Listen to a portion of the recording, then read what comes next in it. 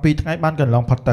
ៅព្រះអាទិត្យក៏បានចែងចាំងទៅលើវិមានរបស់សាច់ច្បងធំនៅពីលើតុក៏មានសម្ភារៈតែងខ្លួនរបស់ស៊ូចាងយូយើងក៏បានឃើញបរិសម្នាក់កំពុងតែតបតែងខ្លួនគាត់គឺរួចរាល់ជាស្រេចក្នុងការចាក់ចេញពីបន្ទប់របស់គាត់ស៊ូឆាងយូក៏បានញញឹមឲ្យដើរចេញពីក្រៅទ្វារគាត់ថាថ្ងៃនេះគឺជាថ្ងៃដ៏ល្អក្នុងការធ្វើពុតរបស់គាត់ទៀតហើយគាត់ក៏បានបញ្ជាខ្លួនគាត់ទៅមុខគាត់ក៏ប្រាប់ខ្លួនគាត់ថាសប្អូនតូចអើយយើងដល់ពេលទៅរកអញហើយស៊ូឆាងយូក៏បានដើរឆ្លងកាត់ស្ពានដែលទឹកហូរនៅពីក្រោមស្ពានស៊ូឆាងយូក៏បានដើរសម្ដៅទៅកាន់កំពូលភ្នំខាងក្រោយប៉ុន្តែភាពរហ័សរហួនរបស់គាត់នោះក៏បានយឺតទៅដោយការហត់នឿយញើសក៏បានបែកក៏ខ្លាក់ពេញមុខរបស់គាត់ស៊ូឆាងយូក៏បាននិយាយទៅកាន់ខ្លួនគាត់ថាប្រសិនបើគាត់ដឹងថាគាត់ត្រូវការចំណាយកម្លាំងជាច្រើននិងការខិតខំជាច្រើនក្នុងការឡើងភ្នំបែបនេះគាត់នឹងជ្រើសរើសកន្លែងដែលវឹកហាត់តួឯប្រុសរបស់យើងផ្សេងទៀតហើយឈប់មកផ្លែតដើម្បីដកដង្ហើមធំគាត់និយាយថាយ៉ាងណាក៏ដោយចុះប្រសិនបើជាមនុស្សគ្រប់គ្នាគិតថាការវឹកហាត់ងាយស្រួលពេកទៅវាមិនវិញគាត់ក៏បានដកដង្ហើមហើយមានអារម្មណ៍ថាពិបាកចិត្តគាត់បានគិតម្នាក់ឯងត្រឡប់ទៅកាន់7 ថ្ងៃយប់មុនវិ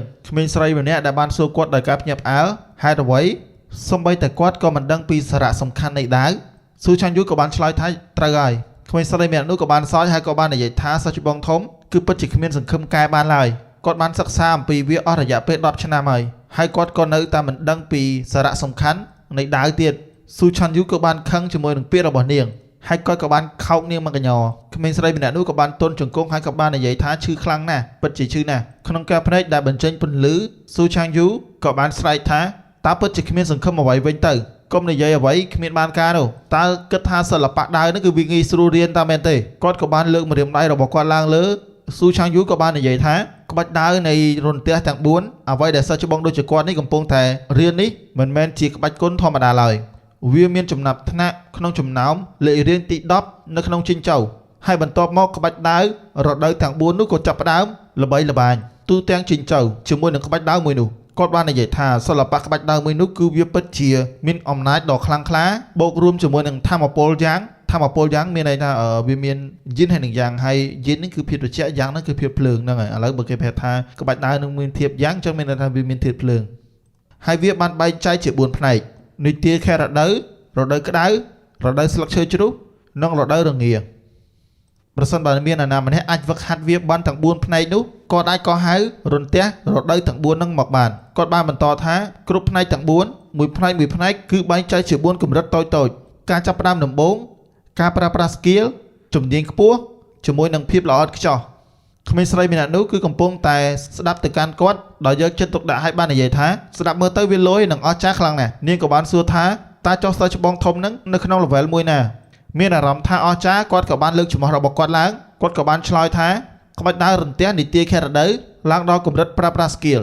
មានន័យថាគាត់វឹកហាត់ដល់ level ទី1កម្រិតទី2ហ្នឹងហើយនៅក្នុងនោះគឺមានក្បាច់ដាវ18ក្បាច់មនុស្សដែលកំពុងតែសន្ទនាជាមួយនឹងគាត់នោះមិនអាចធ្វើឲ្យបានក្រៅពីមានអារម្មណ៍ថាបាក់ទឹកចិត្តជាខ្លាំងអ្វីវិញគ្រាន់តែដល់កម្រិតរន្ទះនីតិខែរដូវទេហើយនៅក្នុងនោះគឺចេះបានតែ18ក្បាច់ទៀតស៊ូឆាងយូគឺបានខឹងយ៉ាងខ្លាំងក្លាម្ដងទៀតការភ្នែករបស់គាត់គឺពោពេញទៅដោយពន្លឺភ្លើងដូចជាឈាមនៅខាងក្នុងភ្នែកគាត់បានស្រែកឡើងតែឯងចង់មានន័យអ្វីវិញថាគ្រាន់តែរន្ទះនីតិខែរដូវនោះគាត់បានបញ្យល់ថាពួកវាគឺមានកម្រិតរបស់វាធំ4ការស្វែងយល់ឃើញរបស់គាត់ហ្នឹងគឺអាចនិយាយបានថាអស្ចារ្យខ្លាំងណាស់ហើយនៅជិញ្ចៅនេះយ៉ាងណាមិញស៊ូឆាងយូគឺគ្រាន់តែនៅក្នុងការចាប់ផ្ដើមនៃដំណើរនេះតែប៉ុណ្ណោះគាត់សឹងតែឈានដល់ពាក់កណ្ដាលជំនាញជាន់ខ្ពស់ពាក់កណ្ដាលជំនាញជាន់ខ្ពស់នោះមានន័យថា level 1កម្រិតទី2ចិត្តចូលទី3នៅខាងក្នុងនីតិខែរដូវរន្ទះនៃក្បាច់គុនដាវនោះហើយមិនយូរមិនឆាប់ទេគាត់នឹងអាចវឹកហាត់ទៅដល់ក្បាច់ដាវនីតិខែរដូវរន្ទះហើយជាមួយនឹងនីតិខែរដូវស្លឹកឈើជ្រុះហើយសូម្បីតែ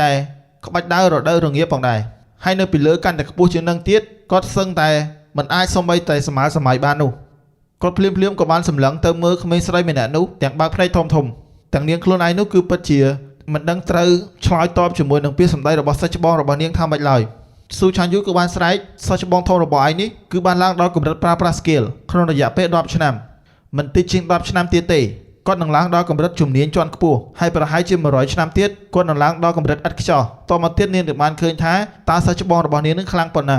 ក្មេងស្រីម្នាក់នោះនិយាយទាំងមិនចេញថានាងគឺបានយល់អ្វីៗទាំងអស់ហើយនាងក៏បានសួរថាបន្ទាប់មកតើសិស្សប្អូនតូចនោះអាចនឹងស្វែងយល់សារៈសំខាន់នៃដាវ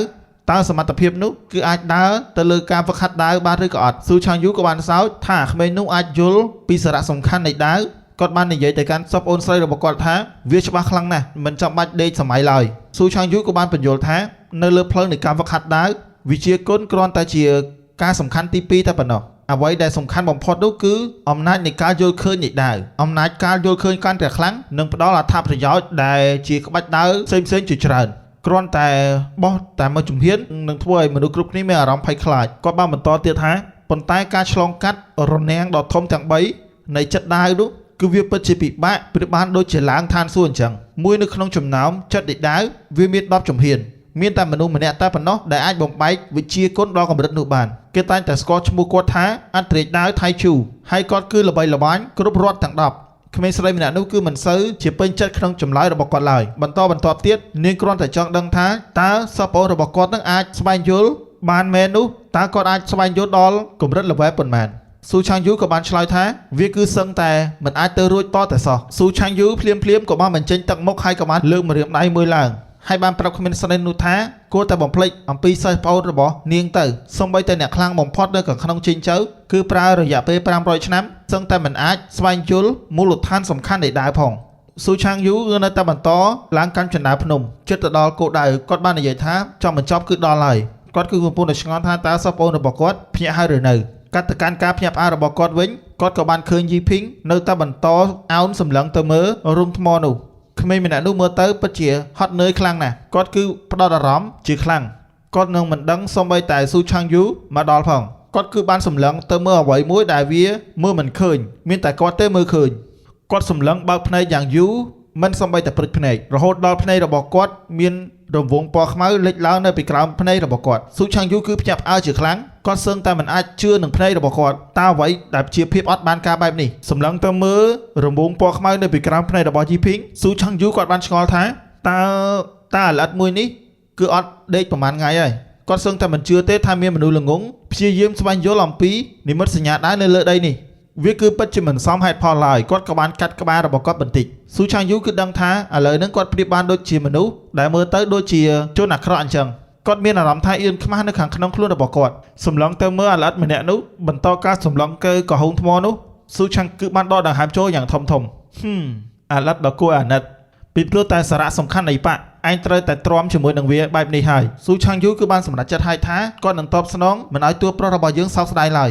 ដោយផ្ដាច់អារម្មណ៍ចេញពីសកម្មភាពរបស់គាត់យីភីងក៏បានពុតចង្កេះរបស់គាត់ហើយគាត់ក៏បានកត់សម្គាល់ឃើញសិស្សច្បងធំរបស់គាត់ស៊ូឆាន់យូភ្លាមគាត់បានសម្រួលរាងកាយរបស់គាត់ហើយបានបញ្ចេញរូបរាងកាយដ៏មានមោទនភាពនិងបង្ហាញរាងសង្ហារបស់គាត់ហើយបានសួរថាតើការវឹកហាត់នឹងមិនវិញហើយឥឡូវនេះយីភីងភ្លាមក៏បានឆ្លើយថាគាត់គឺបានរៀនវាចប់ដោយខ្លួនឯងហើយរឿងទាំងអស់នេះគឺអរគុណសម្រាប់សិស្សច្បងធំដែលផ្ដល់ឱកាសមកកាន់គាត់ស៊ូឆាន់យូគឺបាននិយាយទាំងញញឹមតិច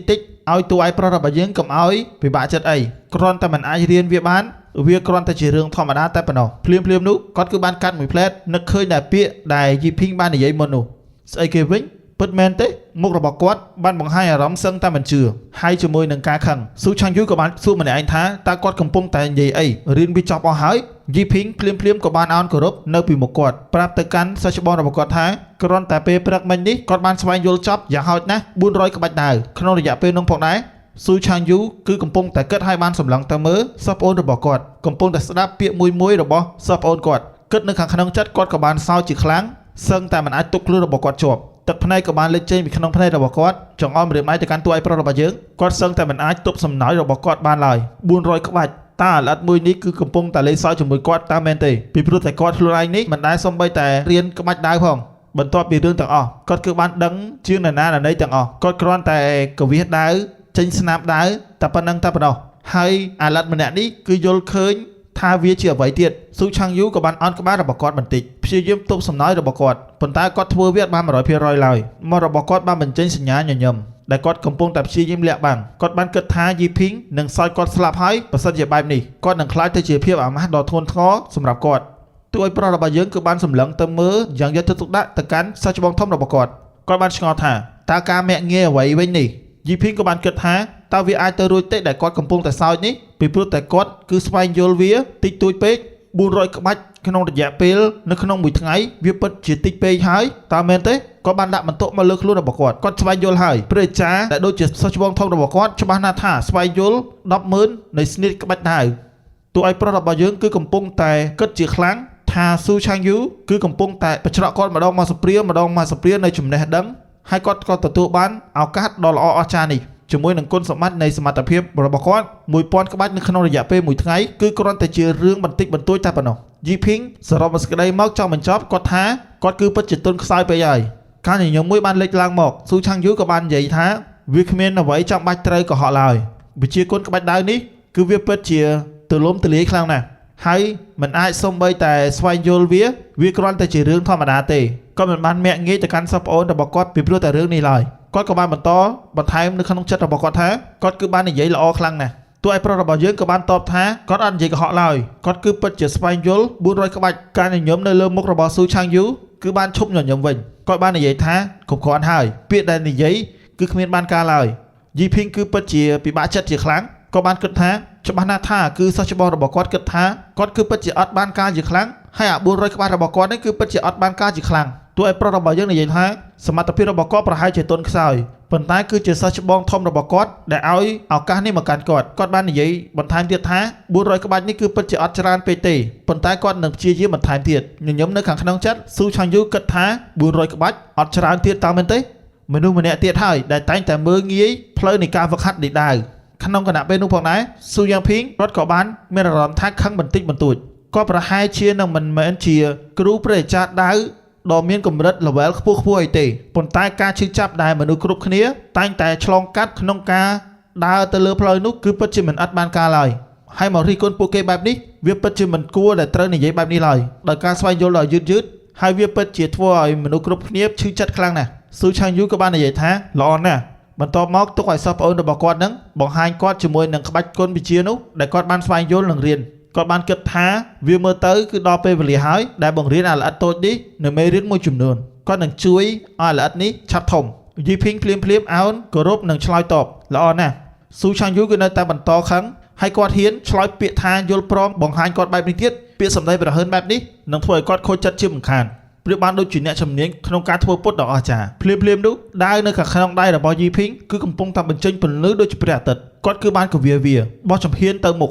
ហើយបន្តមកតួឯកប្រុសរបស់យើងគឺបានលើកដាវឡើងដាក់វាបាំងនៅពីមុខរបស់គាត់អំណាចនៃវិតាមុនគឺបានចែងចាំងទៅលើដាវរបស់គាត់អំណាចនៃធម៌ពលក៏បានលេចឡើងនៅក្នុងភ្នែករបស់គាត់ផងដែរយីភីងគឺបានបញ្ចេញវិជ្ជាគុណដែលគាត់បានរៀនបង្ហាញទៅកាន់សិស្សច្បងរបស់គាត់មួយក្បាច់ទៅមួយក្បាច់វិជ្ជាគុណក្បាច់ដាវដែលតួឯកប្រុសរបស់យើងបង្ហាញនោះគឺលឿនដូចជារន្ទះលឿនទៅហើយនឹងមើលទៅល្អិតខ្ចោះប្រៀបបានដូចជាទឹកហូរនៅក្នុងគណៈពេលមួយគាត់បានបញ្ចេញ36ក្បាច់បាត់ទៅហើយស៊ូឆានយូគឺបានគាំងដូចជារូបចម្លាក់ថ្មសម្លឹងទៅមើលតួឯកប្រុសរបស់យើងគាត់សឹងតែមិនគួរឲ្យជឿអ្វីដែលគាត់បានឃើញនឹងភ្នែករបស់គាត់បែបនេះអ្វីដែលគាត់អាចធ្វើបានគឺឈរនៅទីនោះស៊ូឆានយូគឺបានសម្លឹងទៅមើលយីភីងបញ្ចេញវិជ្ជាគុណទាំងអស់នោះដែលគាត់បានរៀនក្បាច់គុណរបស់តួឯកប្រុសរបស់យើងគឺពិតជាលឿនដូចជារន្ទះហើយនៅក្នុងរយៈពេលនោះផងដែរគឺវាមើលទៅល្អិតខ្ចោះប្រៀបបានដូចជាទឹកហូរល្បឿនរបស់គាត់គឺពិតជាលឿនខ្លាំងណាស់បន្ទាប់ពីមួយផ្លែតគាត់គឺបានបញ្ចេញ36ស្នៀតបាត់ទៅហើយតួឯកប្រុសរបស់យើងគឺបានថយជំហានហើយអំណាចនៃធម៌ពលគឺបានឡើងព័ទ្ធជុំវិញខ្លួនរបស់គាត់យីភីងប្រៀបបានដូចជាចំណុចកណ្ដាលដែលបញ្ចេញកាំរស្មីពន្លឺដែលភ្លឺចែងចាំងហើយវាពិតជាពិបាកណាស់ក្នុងការតាមដានស្នៀតក្បាច់ទាំងអស់នោះក្នុងរយៈពេលមួយផ្លែតគាត់ក៏បានបញ្ចេញទៅដល់108ក្បាច់បាត់ទៅហើយស៊ូឆានយូសមិនអាចសូម្បីតែកម្រើកម្រាមដៃមួយវាស្ទើរតែមិនអាចទៅរួចបាត់ទៅហើយក្នុងគណៈពេលនោះផងដែរក៏លាន់ដែលមិនរំពឹងទុកក៏បានលេចឡើងនៅពីលើមេឃស៊ូឆាងយូក៏បានជាប់គាំងហើយនៅពេលនេះញើសក៏បានហូរចេញពីលើមុខរបស់គាត់នៅពីមុខរបស់គាត់សរសៃរន្ទះគឺបានលេចឡើងបង្ហាញទៅជានាគរាជរន្ទះឈុតឆាកបែបនេះតែងតែឃើញជាញឹកញាប់នៅក្នុងការសុបិនរបស់គាត់នាគរាជដ៏ធំបង្កើតឡើងដោយសរសៃរន្ទះជាច្រើនបានសម្ដៅពីលើឋានសួគ៌ហើយវាតម្រង់ទៅកាន់អាល្អិតមួយដែលកំពុងតែបញ្ចេញវិជ្ជាគុណដែលល្បឿនដែលលឿនក្រៃលែងសំឡេងសម្រេចនាគរាជគឺបានបន្លឺឡើងហើយវាបានធ្វើឲ្យស៊ូឆាងយូជាប់គាំងនៅបទពិសោធន៍គាំងថ្មឹងនៅពេលនេះគាត់សឹងតែមិនអាចដកដង្ហើមបានឮសំឡេងផ្គររន្ទះនោះគាត់ដឹងច្បាស់ហើយថាវាគឺជាសម្រេចរបស់នាគរាជគាត់ច្បាស់ហើយថាវាពិតជាអញ្ចឹងហើយដោយមិនបានដកភ្នែកចេញពីការជាប់គាំងមួយនោះឈិនយូគឺគិតក្នុងចិត្តម្នាក់ឯងនឹងកើតសរសើរគឺវាកម្រិតល្អឥតខ្ចោះលើខាងក្នុងក្បាច់គុណរន្ទះរយៈពេលជាច្រើនឆ្នាំហើយគាត់តែងតែសុបិនថាគាត់នឹងអាចឡើងទៅដល់កម្រិតល្អឥតខ្ចោះក្នុងរដូវផ្ការីកនៃវិជារន្ទះដាវដែលបានឮរឿងព្រេងនិទានដូចជាសម្រេចនាគរាជនេះ បន្ទាប់មកគាត់អាចស្លាប់ទៅបិទភ្នែកជ្រៃហើយអាក្មេងល្អិតមួយនេះអាចស្វែងយល់និងយល់ឃើញអំពីវាបានក្នុងរយៈពេល8ថ្ងៃស៊ូឆាំងយូក៏បានស្រែកខ្លាំងៗថាវាពិតជាមិនអាចទៅរួចទេពិតជាមិនអាចទៅរួចឡើយប៉ុន្តែមុននោះគ្រាន់តែជាការចាប់ផ្ដើមតែប៉ុណ្ណោះនៅពីលើមេឃក៏បានលេចឡើងនៃនាគរាជដែលមានពន្លឺពណ៌ភ្លើងត្បូងមរកតគ្រាន់តែ5ដង្ហើមបន្ទាប់មកសំឡេងនាគរាជថ្មីមួយទៀតក៏បានបន្លិចឡើងនាគរាជរន្ទះបោបាញ់ដោយពន្លឺភ្លើងពណ៌បៃតងបង្ហាញសញ្ញាគឺជាកម្រិតល្អឥតខ្ចោះនៃក្បាច់ដើររន្ទះរដូវក្តៅស៊ូឆាំងយូគឺបានមានអារម្មណ៍ថាសឹងតែបំផ្លិចបំផ្លាញខ្លួនគាត់ទាំងមូលបាត់ទៅហើយបន្ទាប់ពីនាគរាជដែលអំណាចភ្លើងពណ៌មរកតបានរលាយបាត់អ្វីដែលមកជាមួយនឹងវាភ្លាមៗនោះនាគរាជរន្ទះស្លឹកឈើជ្រុះក៏បានមកដល់សម្លេងនាគរាជពីរស្រែកដាក់គ្នាពិតជាកក្រៅផ្ទៃមេឃរដូវក្តៅជាមួយនឹងរដូវស្លឹកឈើជ្រុះគឺបានឡើងដល់កម្រិតល្អឥតខ្ចោះជាមួយនឹងគ្នាផងដែរវាគឺមិនដែលបានលឺហើយវាពិតជាអស្ចារ្យខ្លាំងណាស់ស៊ូឆាំងយូកំពុងតែសង្កេតមើលអ្វីដែលសឹងតែមិនអាចទៅរួចដូចជានាគរាជដ៏ធំនោះកំពុងតែព័ទ្ធនៅពីលើមេឃនៅពីលើក្បាលរបស់ពួកគេក្នុងគណៈពេលនោះផងដែរដាវរបស់ជីភីងមិនបានឈប់ឡើយគាត់នៅតែបន្តបញ្ចេញវាលឿនទៅមើលទៅវាសឹងតែមិនអាចទៅរួចឡើយការធ្វើចលនារបស់គាត់បញ្ចេញមួយក្បាច់គឺលឿនសឹងតែបាត់ស្រមោលបាត់ទៅហើយការបង្ហាញអំពីអំណាចដ៏ខ្លាំងក្លានៅក្នុងក្បាច់ដាវដ៏អស្ចារ្យគឺបានបញ្ចេញមកគឺជារន្ទះដាវរដូវរងាហើយវាក៏ឡើងដល់កម្រិតល្អឥតខ្ចោះផងដែរនាគរាជគឺបានបង្ហាញជាមួយនឹងភ្លើងត្រជាក់នៅពីលើមេឃ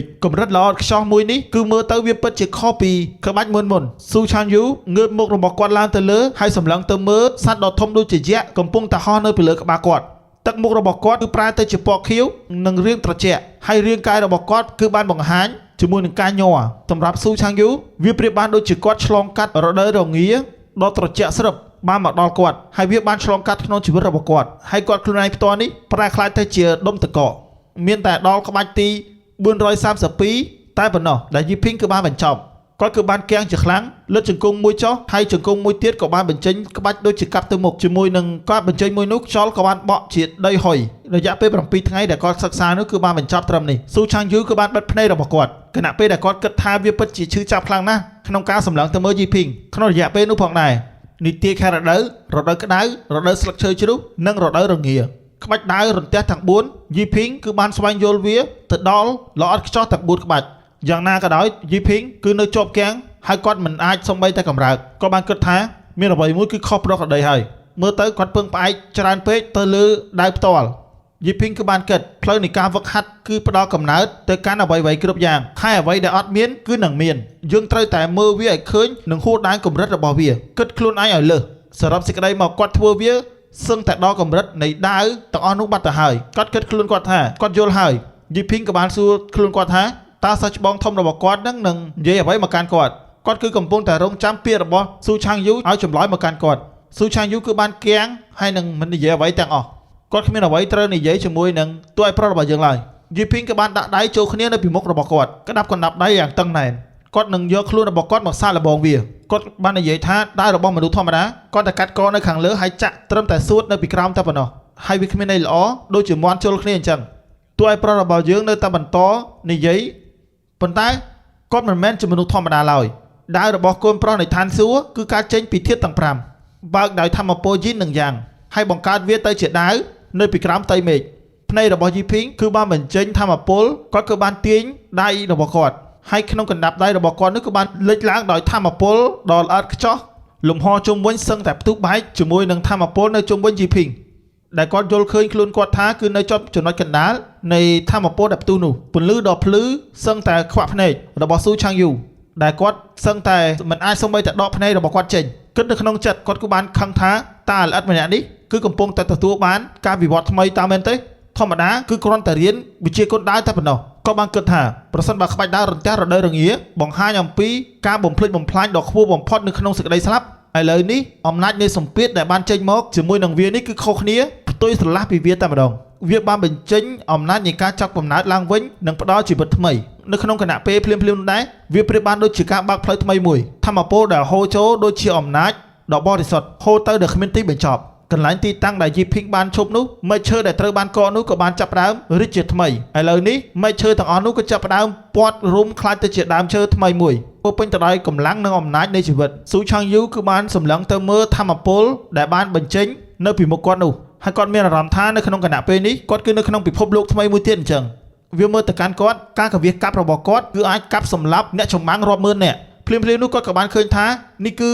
ប៉ុន្តែគាត់សឹងតែមិនអាចជឿទៅលើវាបានឡើយនេះគឺមិនអាចទៅរួចឡើយតើវាអាចទៅរួចដល់របៀបណាអ្វីដែលគាត់បានឃើញនោះគឺវាពិតជាធ្វើឲ្យគាត់គិតថាវាមិនអាចទៅរួចទេសម្រាប់គាត់វាពិតជារឹតដែនកំណត់ហើយក្របភ្នែករបស់គាត់សឹងតែផ្ទុះចេញមកខាងក្រៅបាត់ទៅហើយនៅពេលដែលគាត់បានដឹងថានោះគឺជាចិត្តនៃដាវ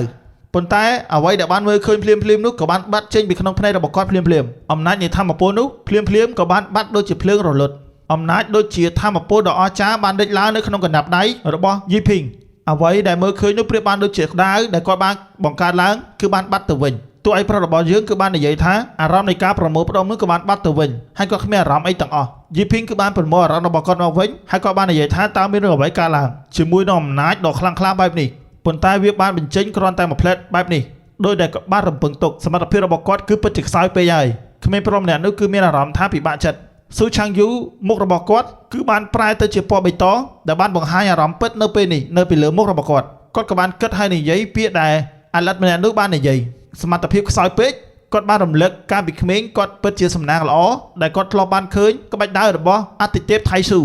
ហើយបន្ទាប់ពីពេលនឹងហើយដែលគាត់បានជ្រើសរើសផ្លូវនៃការវឹកហាត់ដាវគាត់បានចងចាំថាមនុស្សម្នាក់នោះឈរនៅលើច្រាំងថ្មចោតគណៈពេលនៅពីខាងក្រោមស្ងាត់ស្ងៀមហើយនឹងកើតសរសើរទៅកាន់គាត់នៅក្នុងគណៈពេលនោះអតិទេពដាវបានសំបីតែប្រើប្រាស់ឬគោលខាងវិញ្ញាណផងដែរប៉ុន្តែក្បាច់ដាវរបស់គាត់ជាមួយនឹងសម្ពាធនិងការមើលឃើញវាសឹងតែដូចជាអ្វីដែលសិស្សពលរបស់គាត់កំពុងតែបង្ហាញនៅពីមុខគាត់វាច្បាស់ហើយថាវាគឺជាចិត្តនៃដាវគាត់មិនអាចហៅបានថាគឺជាមនុស្សទី1ដ៏អស្ចារ្យនៅខាងក្នុងប្រទេសจีนឡើយគឺអាចនិយាយបានថាគឺអាចយកលេខ1ជាមនុស្សដ៏អស្ចារ្យសូម្បីតែនៅខាងក្នុង10ប្រទេសជាមួយនឹងការយល់ឃើញនៃសិល្បៈដាវហើយសូម្បីតែគ្មានឬគល់ខាងវិញ្ញាណនៅខាងក្នុងថ្ងៃអនាគតជាមួយនឹងជំនួយនៃសម្ភារៈអាវុធវិទមន្តយ័ន្តហើយជាមួយនឹងសម្ភារៈផ្សេងទៀតគាត់នៅតែអាចឡើងទៅដល់កម្រិតកំពូលនៅខាងក្នុងផ្លូវនៃការវឹកហាត់ដាវការគិតរបស់គាត់ត្រូវបានយីភីងមកបង្អាក់សម្លឹងទៅមើលសិស្សប្អូនរបស់គាត់ដឹងថាការបញ្ចេញក្បាច់ដាវរបស់គាត់គឺមើលទៅដូចជាធម្មតាប៉ុន្តែគាត់សន្យាថាគាត់នឹងព្យាយាមវឹកហាត់វាគុណនឹង2គាត់សូមអង្វរស៊ូឆាំងយូកុំឲ្យពិបាកចិត្តពេកអីស៊ូឆាំងយូសឹងតែទប់មិនជាប់ទឹកភ្នែកក៏សឹងតែហូរចេញពីភ្នែករបស់គាត់បាត់ទៅហើយអត់ច្រើនទៀតតើមែនទេគាត់មានអារម្មណ៍ថានៅខាងក្នុងជីវិតរបស់គាត់នេះគាត់មិនអាចសូម្បីតែប៉ិនមកជំនាញដៃរបស់អាក្មេងប្រុសម្នាក់នេះផងគាត់ជឿជាក់ថាមនុស្សដ៏អស្ចារ្យបែបនេះគឺមិនអាចទុកឲ្យរស់បានឡើយគាត់ត្រូវតែបង្អាក់ផ្លូវរបស់វាហើយទឹកមុខរបស់គាត់គឺមិនត្រូវបង្ហាញនៅពីមុខគាត់ឡើយស៊ូឆាំងយូគឺសម្រេចចិត្តឲ្យថាគាត់នឹងមិនសរសើរអាឡិតម្នាក់នេះឡើយស៊ូឆាំងយូគឺប្រមូលអារម្មណ៍របស់គាត់ហើយព្យាយាមពាក់ស្រោមមុខថ្មីនិងបង្ហាញអារម្មណ៍ថ្មីមួយទៀតគាត់បានលាក់ដៃរបស់គាត់ហើយនឹងក្តាប់ដៃនៅពីក្រោយខ្នងរបស់គាត់បង្ហាញថាសញ្ញានេះមានន័យថាការនិយាយកុហកដែលមិនអាចរាប់បញ្ចូលបានគាត់បានបន្តនិយាយបន្តទៀតថាត្រូវហើយគ្រាន់តែធម្មតាតែប៉ុណ្ណោះគ្មានអ្វីអស្ចារ្យឡើយគាត់គឺបាននិយាយនៅក្នុងចិត្តដល់អារម្មណ៍ផ្សេងទៀតគ្មានអីល្អតាមមែនទេបែរមុខចេញពីយីភីងស៊ូឆាំងយូគឺបានខំថ្មីរបស់គាត់កាន់តែខ្លាំងមើលតែទឹកមុខរបស់គាត់ពេលនេះទៅដឹងហើយគាត់ព្យាយាមជាខ្លាំងកុំឲ្យគាត់បញ្ចេញអារម្មណ៍ពិតរបស់គាត់ក៏បានគិតថាប្រសិនបើសមត្ថភាពនេះគឺជារឿងធម្មតានោះចុះសមត្ថភាពរបស់គាត់វិញនោះគឺគ្មានអ្វីសោះហ្នឹងហើយអរគុណ fan អរគ្នា admin ថ្ងៃហ្នឹងបញ្ចប់ប៉ុណ្្នឹងសិនជួបគ្នានៅវីដេអូក្រោយបាយបាយបើសិនជា fan ណាចង់ឧបត្ថម្ភ admin នេះអាចឧបត្ថម្ភតាមនឹងបានអរគុណច្រើនបាយបាយ